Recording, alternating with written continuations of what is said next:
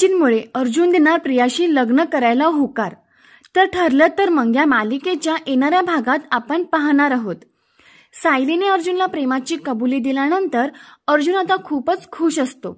आता सायली आणि तो एकत्र येणार याचा विश्वास अर्जुनला झालेला असतो। सायली पण इकडे खूपच खुश असते। सायली ही आरशात आपलं मंगळसूत्र बघत कुसुमताईंना सांगत असते, यांच्या नावाचं हे मंगळसूत्र मला परत घालता येईल की नाही अशी भीती वाटत होती, पण आता मला विश्वास आहे की आमचं एकमेकांवरती इतकं प्रेम आहे ना कुसुमताई, की आता मला कोणीही वेगळं करू शकणार नाही। ही गाठ आता 7 जन्मासाठी बांधली गेली आहे। सायली ही खूप खुश असते। तिला विश्वास असतो की ती आता कायमची अर्जुनचीच असणार आहे। पण इकडे प्रियाने आता वेगळाच प्लॅन केलेला असतो आणि सुभेदारांच्या घरातल्या सगळ्यांनाच पूर्ण आजी, कल्पना, प्रतापराव यांच्या डोक्यात घातलेलं असतं की तिचं आणि अर्जुनचं लग्न व्हावं आणि सगळ्यांनाच प्रियाचं हे म्हणणं पटलेलं असतं। त्यामुळे आता घरातल्या सगळ्यांचीच इच्छा असते की अर्जुन आणि प्रियाचं लग्न व्हावं। त्यासाठी त्यांना अर्जुनशी बोलायचं असतं। तर सकाळी नाश्ता करण्यासाठी सगळेजण एकत्र आलेले असतात, तेव्हा अर्जुन सुद्धा तिथे येतो। अर्जुन आल्यावरती प्रतापराव अर्जुनला म्हणतात, अर्जुन आम्हाला थोडं तुझ्याशी बोलायचं आहे। तेव्हा अर्जुन म्हणतो, बोला ना डॅड। तेव्हा पूर्णाजी अर्जुनला म्हणतात, गेले काही दिवस आपल्या घरात जे काही घडत आहे ते आता आपल्याला मागे टाकायला हवं, म्हणून आम्ही सगळ्यांनी मिळून एक निर्णय घेतलाय की तुझं आणि तन्वीचं लग्न करायचं।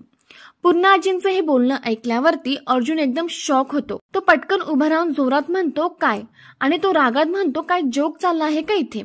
आणि मला माहिती हा स्टुपिड विचार ना तन्वीच्या डोक्यातून आलेला आहे। प्रिया घाबरत म्हणते, नाही रे नाही अर्जुन, आपल्या घरातल्या सर्व वडीलधाऱ्या माणसांनी ठरवले आपल्या चांगल्यासाठीच। पण अर्जुन हा खूप चिडून म्हणतो, चांगल्यासाठी माय फूट। प्रतापराव म्हणतात, अर्जुन आवाज वाढवू नकोस। पण अर्जुन रागाने म्हणतो, मग काय करू डॅड? तुम्ही तुमच्या लग्न झालेल्या मुलाचं दुसरं लग्न लावायला निघाला आहात आणि मी गप्प बसायचं? आणि जरी माझं लग्न झालं नसतं ना तरीही मी या मुलीशी लग्न केलं नसतं। आता हे सगळं ऐकून घरातले लोक एकदमच शॉक होतात आणि अर्जुनला समजवण्याचा प्रयत्न करतात, पण अर्जुन हा कोणाचंच ऐकत नाही। तो त्याच्या निर्णयावर ठाम असतो।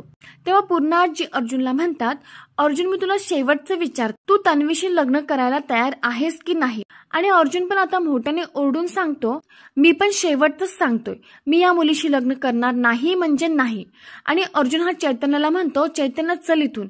आणि ते दोघे जण आपल्या रूम मध्ये जायला लागतात, पण तेवढ्यातच पूर्ण आजींना हार्ट अटॅक येतो